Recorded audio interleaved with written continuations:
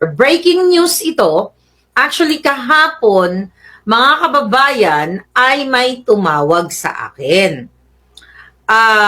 Sino yung tumawag? Okay, of course, concern na concern, ito ay taga-Ayala, Alabang. So, nung tumawag siya sa akin, chinek ko yung balita, wala pang balita about dun sa sinabi niya. Pero, ano ang nangyari? Ayon sa ating puting ahas na taga-Alabang, Alabang na naman, di ba?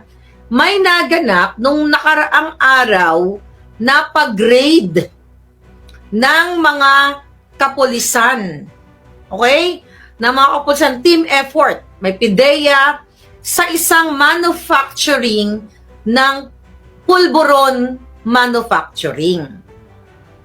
Remember? Ang BFF ni Marcos Jr. na si Mark Anthony Sayarot sa Alabang din nahuli. 2 bahay ang nerentahan niya doon.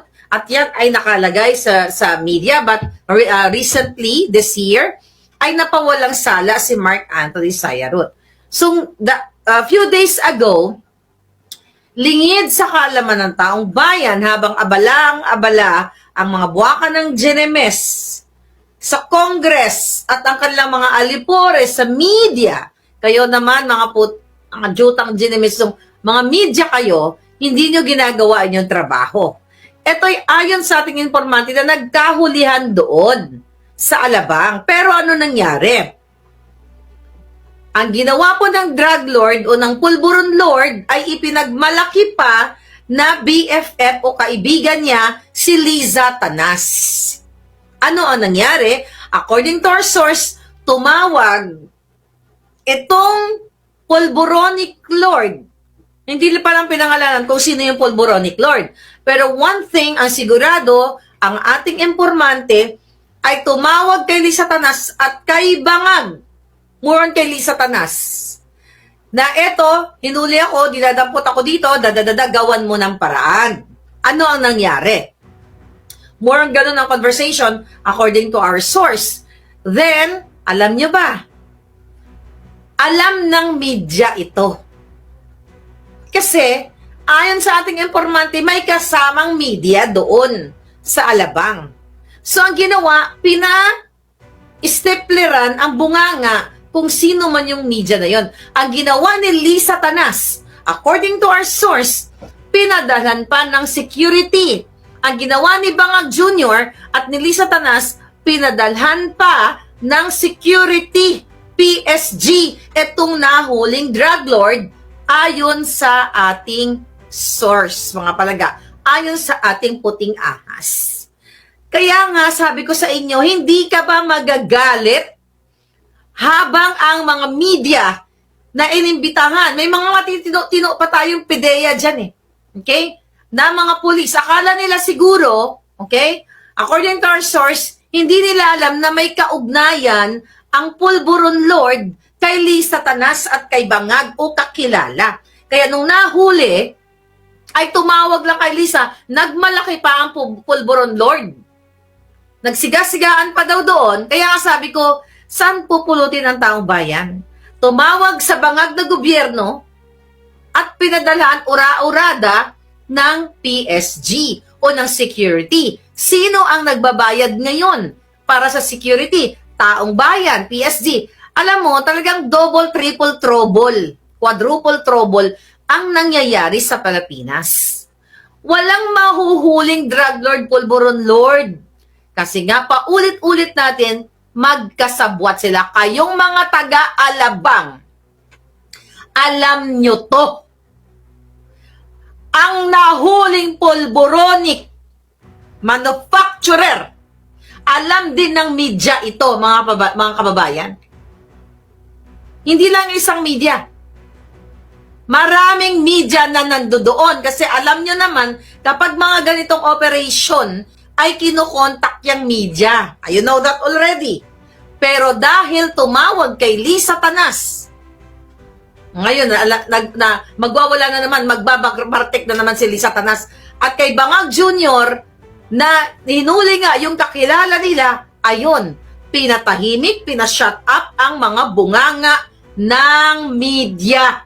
Ngayon, bayan kong mahal, mga palangga ko, saan kayo hahantong? Dahil itong mga drug lords ito, itong mga pulboronic na ito, si Lisa Tanas na, si Bangag Jr. na ang nagpapatakbo. Kaya nga sabi ko dun sa informant ko kahapon, sabi ko sa kanya, hindi kaya si Sayarot na naman ito? I know na. Was it? Yeah. Sabi ko, hindi kaya si Sayarot na naman ito? Kasi napawalang sala na yun eh. Ang sabi ng ating informante, wag lang muna magbigay ng pangalan, pero ang sabi, sabihin mo yan, kausapin mo ang mga kongresista, ang mga putang ina, na mga politiko na wala nang pinag-usapan dyan sa Congress, sa Senado, kundi ang mga Duterte. Kahit awayin nyo yung mga Duterte, kung tutuusin, wala kaming pakialam, mag-away kayo ng mag-away. Pero ang problema, naaapektuhan ang bayan. Sabi ko nga, kahit palangga, mga kababayan, harasin nila ng harasin ang mga Duterte, which yan ang ginagawa sa atin. Hindi yan ang magsusolba ng problema ng kagutuman, ng wakawalan ng trabaho, mataas na kuryente, mataas na bilihin, walang panghanda sa Pasko. Hindi yan, kahit ubusin nilang hantingin ang mga Duterte, hindi yan makakapagbigay ng kaalwanan ng mamamayang Pilipino. Pero ang pagpapadala ng PSG, ng security, mga buwaka ng ina kayo, ang PSG, magsalita kayo, mga inayupak kayo. Isang buton, Adictos Benedictus Marcos Jr., yung mga puki ng inang mahayop na yan, susunod-sunod kayo dahil you have to follow your commander-in-chief. Sabi nga ni, sino to? Si Au Browner. Di ba? Kailangan nila sundin yung nakaposisyon o yung posisyon katulad ni Bangag. Susundin mo, kahit inuutusan na kayo mga inayupak kayong mga wala kayong pagmamahal sa bayan, na huwag i-report, sinungal na lang yung bunganga ng mga media. Huwag i-report yung naganap na raid sa Alabang. At pinadalan pa ng security, ganun kayo katraidor sa bayan nyo, mga hinayupak kayo, wala na kayong ginawa kundi Duterte. Alam na namin na ang target nyo, Duterte.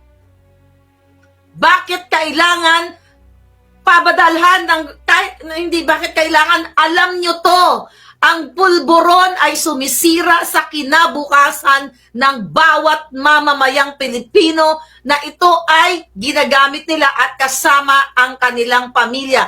Bawat adiktos na mga kabataan, tatay, nanay na nalulong sa pulburon dahil pulburonic lord na mafia na